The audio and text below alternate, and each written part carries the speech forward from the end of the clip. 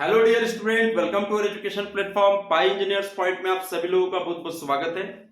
अभी तक हम लोग देख रहे थे कि आपका इंजीनियरिंग मैकेनिक्स जो सब्जेक्ट था बहुत ही बेसिक सब्जेक्ट है वो आपके इंजीनियरिंग का, उसके बारे में हम लोगों ने स्टडी कर ली। कुछ टॉपिक्स हैं तो उनको मैं करा दूंगा उसके आगे, लेकिन मैं आज उसके पैरेलल एक सब्जेक्ट ले रहा हूँ। काफी इंपॉर्टेंट सब्जेक्ट्स हैं, वो है आपका थ्योरी ऑफ स्ट्रक्चर या स्ट्रक्चरल एनालिसिस। वेरी इंपॉर्टेंट, चाहे वो आपका यूनिवर्सिटी एग्जाम हो या फिर कंपटीशन के एग्जाम्स हो, सभी में यहाँ से क्वेश्चंस पूछे जाते हैं।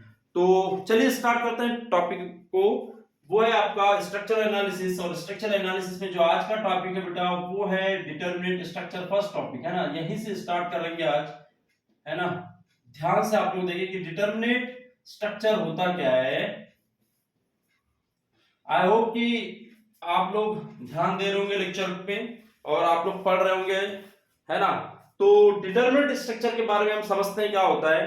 देखिए आपके पास थ्री इक्विलिब्रियम कंडीशंस होती है। Equation number 1, equation number 2 and equation number 3 क्या होती है? वो summation of vertical force is equal to 0, summation of horizontal force is equal to 0 and your summation of moment is equal to 0। ये जो equations है, इन equations की वजह help से यदि आप स्ट्रक्चर को सॉल्व कर ले, मतलब कि जो भी अननोन वैल्यूज है फोर्स की, मोमेंट्स की, उनको आप निकाल लें, डिटरमाइन कर लें सारी वैल्यूज, टोटल वैल्यूज स्ट्रक्चर की, तो वो होता है आपका डिटरमिनेट स्ट्रक्चर। तो देखिए समझते हैं।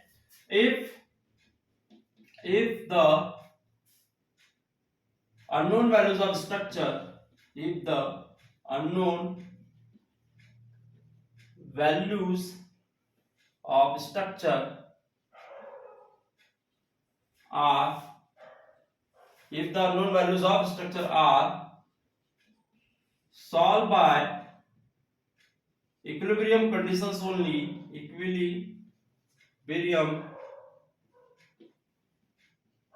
conditions बाय हेल्प ऑफ कीजिएगा, ज्यादा अच्छा है ना। सॉल्व बाय हेल्प ऑफ कर दीजिएगा। इक्विलिब्रियम कंडीशंस आर कॉल्ड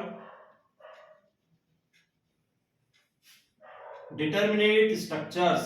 याद रखना, देखिए सिंपल सी इक्वेशन है, सिंपल सी डेफिनेशन है आपकी डिटरमिनेट स्ट्रक्चर। तो आई होप कि ये डेफिनेशन आप लोगों को समझ में आ गई होगी। अब वो जो इक्वेशंस है, इक्विलिब्रियम इक्वेशंस, वो क्या है बेटा? देखिए मैं शॉर्ट में लिख रहा हूं यहाँ पे। इक्विलिब्रियम इक्वेशंस क्या है आपके पास? इक्विलिब्रियम इक्वेशंस क्या है आपके पास? Summation of horizontal force is equal to 0, summation of vertical force is equal to 0 and summation of movement is equal to 0। तो first equation, second equation and third equation. तो इन तीनों की हेल्प से यदि आपका स्ट्रक्चर सॉल्व हो जाए तो वो होता है आपका डिटरमिनेट स्ट्रक्चर। बात समझ में आ रही है क्या होता है डिटरमिनेट स्ट्रक्चर? दूसरा देखते हैं इनडिटरमिनेट स्ट्रक्चर, है ना। इसी में मैं दो को पार्टीशन कर रहा हूं। इनडिटरमिनेट स्ट्रक्चर, अब ये दो पार्ट में डिवाइड कर रहे हैं। एक स्ट्रक्चर है आपका डिटरमिनेट और दूसरा है इनडिटरमिनेट स्ट्रक्चर। तो इनडिटरमिनेट स्ट्रक्चर क्या होगा कि इक्विलिब्रियम कंडीशंस तो आपको यूज करना ही है दोनों में, चाहे वो डिटरमिनेट हो चाहे इनडिटरमिनेट। आपको इक्विलिब्रियम कंडीशन की हेल्प से आपको तो निकालना ही है, लेकिन क्या होगा कि आपको और भी इक्वेशंस की रिक्वायरमेंट होगी, और भी इक्वेशन की रिक्वायरमेंट होगी। तो उन इक्वेशंस को आपको यहाँ पे इस सिलेबस में आपको कवर भी करना है, ठीक है। तो ध्यान दीजिएगा, इफ, देखिए जस्ट इसी के जैसे, if the unknown values of structures are solved by help of equilibrium conditions as well as, देखिए एक वर्ड आ गया, as well as required extra equations, तो इसे हम कहेंगे इनडिटरमिनेट स्ट्रक्चर, है ना। तो those structures are called indeterminate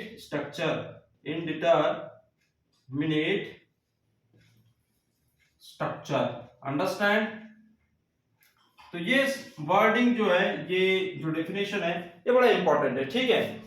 तो if the unknown values of structure are solved by help of equilibrium conditions as well as required extra equations, और भी इक्वेशंस होती है, उनको कंपैटिबिलिटी इक्वेशन बोला जाता है ना। तो जो एक्स्ट्रा इक्वेशंस होती है उनको क्या बोला जाता है बेटा? एक्स्ट्रा इक्वेशंस को क्या बोला जाता है? जो एक्स्ट्रा इक्वेशंस होती है उनको कंपैटिबिलिटी इक्वेशन बोला जाता है ना, कंपैटिबिलिटी इक्वेशंस बोला जाता है उनको, है ना। इसे नोट कर लेना, मैं शॉर्ट में लिखा दिया, इक्वेशन पूरा लिखना आपको, ठीक है। तो जो एक्स्ट्रा इक्वेशंस होती है उनको कंपैटिबिलिटी इक्वेशंस बोला जाता है। तो देखिएगा ये स्ट्रक्चर कैसा होगा? सिंपल स्ट्रक्चर्स होंगे ना, ये कैसे होंगे बेटा? सिंपल स्ट्रक्चर्स होंगे, ज्यादा अननोन वैल्यूज इसमें नहीं होगी, 3 होगी मैक्सिमम अननोन वैल्यूज। कितनी होगी? 3, क्योंकि 3 आपके पास इक्वेशंस है, तो आपके पास अननोन वैल्यूज मैक्सिमम 3 होती है, ठीक है। और यदि ज्यादा हो तो उसमें कुछ इंटरनल हिंजेस प्रोवाइड किए जाते हैं, वो मैं बाद में बताऊंगा क्या होता है। और ये क्या होंगे बेटा? कॉम्प्लेक्स स्ट्रक्चर्स होंगे। ये क्या होंगे? आपके कॉम्प्लेक्स स्ट्रक्चर्स होंगे, तभी जाके बहुत सारी अननोन वैल्यूज होंगी। 3 इक्वेशन से 3 अननोन वैल्यूज निकल सकती है, और यहाँ पे क्या होगी? बहुत सारी अननोन वैल्यूज होगी, मतलब बहुत सारे रिएक्शंस आएंगे, बहुत सारे फोर्सेस निकालने होंगे, उनकी वैल्यूज फाइंड आउट करनी होगी, जो इजीली इनके हेल्प से नहीं हो सकती, और भी इक्वेशंस की जरूरत पड़ती है। तो कॉम्प्लेक्स स्ट्रक्चर्स होंगे ये, है ना, कॉम्प्लेक्स स्ट्रक्चर्स, और ये आपके सिंपल स्ट्रक्चर्स होंगे, ठीक है। तो डिटरमिनेट स्ट्रक्चर और आपका इनडिटरमिनेट स्ट्रक्चर हो गया। ये यहाँ पे आपको 3 इक्वेशंस रिक्वायर्ड होती हैं, यहाँ पे आपको ये इक्वेशंस तो चाहिए, उसके साथ में आपको कंपैटिबिलिटी इक्वेशंस की रिक्वायरमेंट होती है, ठीक है। तो इसे आपको याद रखना है कि डिटरमिनेट और इनडिटरमिनेट स्ट्रक्चर क्या होता है, इसे लिख लीजिएगा आप लोग, है ना। वीडियो को पॉज करके आप लोग लिख लीजिएगा। इसके आगे बात करते हैं इनडिटरमिनेंसी। देखिए डिटरमिनेट स्ट्रक्चर है या नहीं है, इसको डिफाइन करने के लिए एक टर्मिनोलॉजी वो है स्टैटिक इनडिटरमिनेंसी। क्या? स्टैटिक इनडिटरमिनेंसी। नोट कर लीजिए, स्टैटिक इनडिटरमिनेंसी, ठीक है।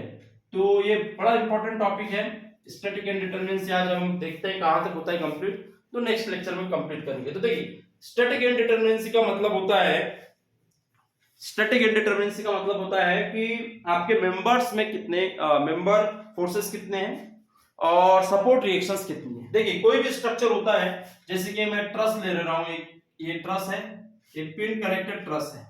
क्या है बेटा? ये पिन कनेक्टेड ट्रस है। सपोर्ट्स मैंने बता चुका हूं, आप लोग सपोर्ट देख लेना, बीम्स में पढ़ लेना। ये एक आपकी बीम है, ठीक है, ये एक बीम है, ठीक है। 2 स्ट्रक्चर्स हो गए, ये भी स्ट्रक्चर है, बीम भी स्ट्रक्चर है, ये भी स्ट्रक्चर है। स्ट्रक्चर कोई भी हो सकता है ना, एवरी मेंबर इज स्ट्रक्चर, है ना।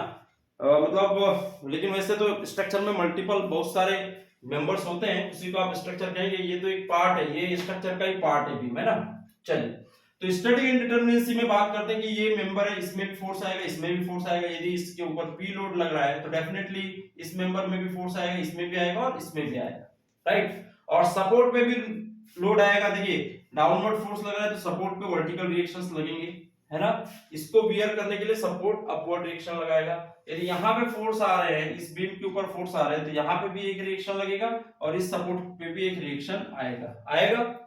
मूवमेंट्स भी आते हैं, देखिए जहां पे फिक्स होता है वहां मूवमेंट आता है। तो ये जो सपोर्ट है, ये जो सपोर्ट है, सपोर्ट की वजह से जो रिएक्शंस आपके अननोन वैल्यूज है या रिएक्शंस है, ये होती है आपकी एक्सटर्नल इनडिटरमिनेंसी। क्या? एक्सटर्नल इनडिटरमिनेंसी। और जो मेंबर्स की वजह से होती है वो होती है internal.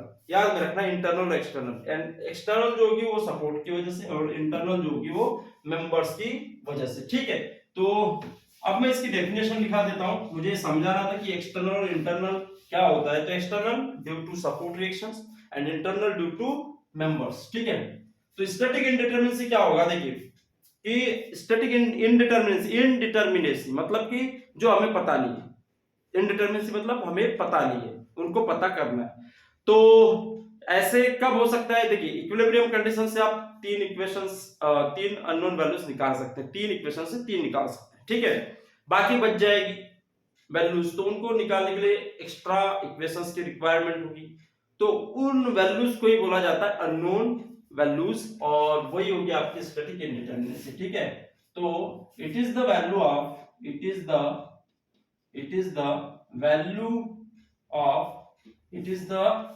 value of unknown reactions of structures, it is the value of unknown reactions of structure after deduction of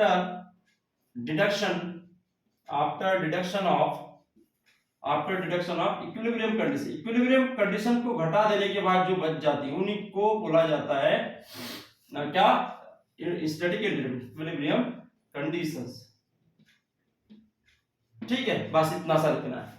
तो it is the value of unknown reactions, वही अननोन रिएक्शन जिनकी वैल्यू हमें पता नहीं है। ठीक है, तो उनकी वैल्यूज कब, मतलब कि जो इक्विलिब्रियम कंडीशन है उसको माइनस करना है उतने में से, तो निकल के आ जाएगी। ठीक है, तो ध्यान दीजिएगा। तो कुल मिला के इतना याद रखना कि it is the unknown values of structure. तो ये दो तरह की होती है, इसको आप ds से डिनोट करते हैं, डिनोटेड बाय कैपिटल DS। ठीक है, and ds is equal to होता है आपका इंटरनल प्लस एक्सटर्नल इनडिटरमिनेसी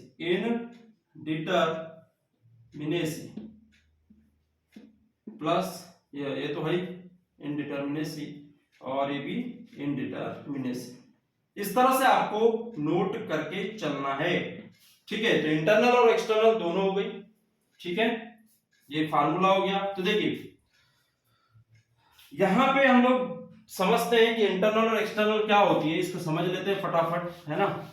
ये आप लोग लिख लीजिएगा, स्ट्रक्चर काफी इंपॉर्टेंट टॉपिक है, इससे समझना बहुत जरूरी है। तो इंटरनल इनडिटरमिनेसी देखते हैं। Internal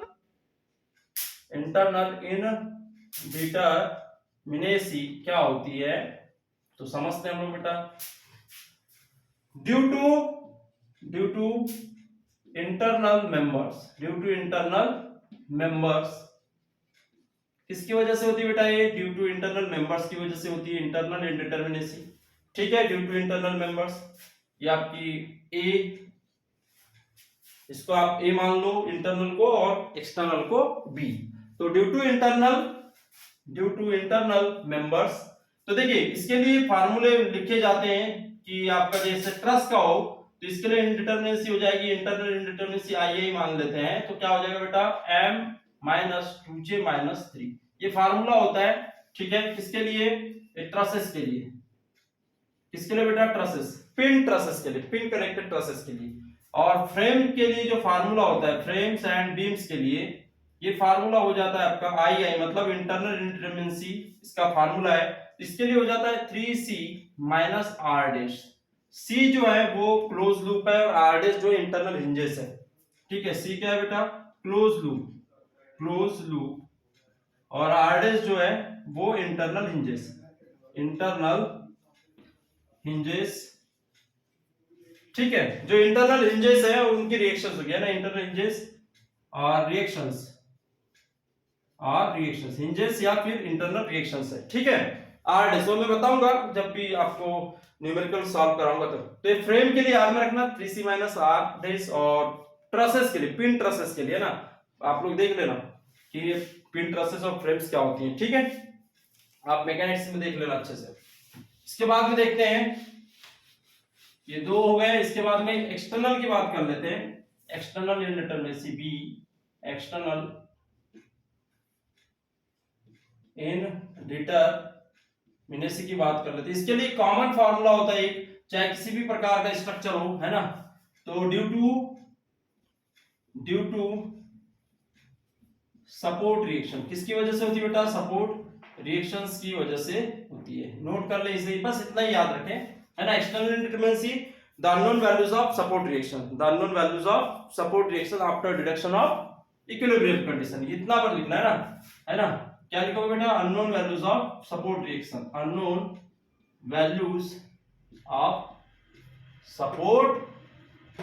reactions. ठीक है, after deduction of equilibrium conditions. ठीक है, इन कंडीशंस को घटाना है, उसके बाद में जो भी वैल्यू बचेगी वो होगी आपकी इंटर। इसका फार्मूला होता है, इसको आप EI से डिनोट कर लिए, एक्सटर्नल इनडिटरमिनेसी तो capital r minus r, r जो है बेटा यहाँ पे स्मॉल आर जो है वो है आपका इक्विलिब्रियम कंडीशंस, क्या है इक्विलिब्रियम कंडीशंस, और कैपिटल आर जो है वो unknown support reactions, unknown support reactions. Support की रिएक्शंस आपको पता होना चाहिए, है ना, कितनी होती है, सपोर्ट की रिएक्शंस आपको पता होनी चाहिए।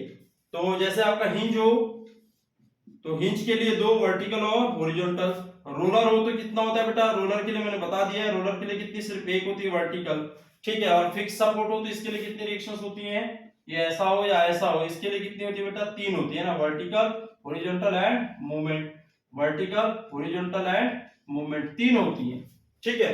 ये आपका फिक्स सपोर्ट, हिंज सपोर्ट है, रोलर, रोलर के लिए 1, हिंज के लिए 2, हिंज को ही पिन बोला जाता है, हिंज को ही क्या बोला जाता है, पिन सपोर्ट बोला जाता है, ठीक है। तो चलिए ये फार्मूले लिख लें और बस इतनी चीजें याद रखिए, इसमें ज्यादा रखने की जरूरत नहीं है अभी, ठीक है। तो एक्सटर्नल और इंटरनल इंडिटरमिनेसी क्या होता है ये आप लोगों ने देख लिया। तो इन दोनों का जो सम है वही आपकी क्या होती है बेटा, static indeterminacy. Static indeterminacy the sum of external indeterminacy and internal indeterminacy, ठीक है। तो आई होप कि आप लोगों को यहाँ तक समझ में आया होगा, आप लोग इसे नोट डाउन कर लेना अपनी कॉपीज में, ठीक है। नेक्स्ट लेक्चर में मिलते हैं विद न्यूमेरिकल्स, थैंक यू।